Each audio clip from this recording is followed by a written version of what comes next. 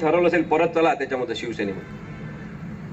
श्रीनिवास वनगा पालघर, लता सोनवणे चोपडा, महेंद्र दळवी अलिबाग, आमदार प्रकाश सर्वे मागाठाणे, बालाजी कल्याणकर नांदेड उत्तर, चिमणराव पाटील एरंडोल, नितीन कुमार तळे बाळापूर, प्रदीप जयस्वाल औरंगाबाद मध्य, उदयसिंह राजपूत कन्नड संभाजीनगर, महेश शिंदे कोरेगाव सातारा, प्रकाश आबिटकर राधानगरी कोल्हापूर, हे 12 जण शिवसेना उद्धव ठाकरे यांच्यामध्ये परत शरण येण्यासाठी तयार आहे.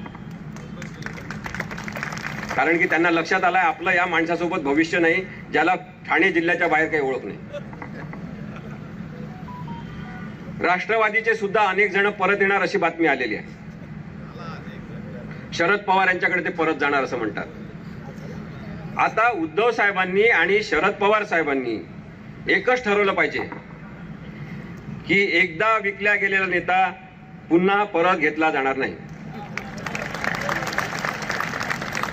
जर उद्धव साहेबांनी ठरवलं नाही, शरद पवार साहेबांनी ठरवलं नाही, तर आम्ही मतदार ठरवणार की एकदा विकला गेलेला नेता पुन्हा निवडून देता येणार नाही. आपल्याला कुठेतरी थोडीफार इमानदारी शिल्लक असलेले लोक निवडून देता येतील आणि तसे निवडून देण्यासाठी आपण सगळेजण पुढाकार घेतला पाहिजे. आमचं स्पष्ट म्हणणं आहे की आपण सगळेजण यावेळेस विचारपूर्वक पद्धतीने मतदान करून भाजपच्या एकाही उमेदवाराला निवडून द्यायचं नाही, नरेंद्र मोदींचं सरकार पाडायचं.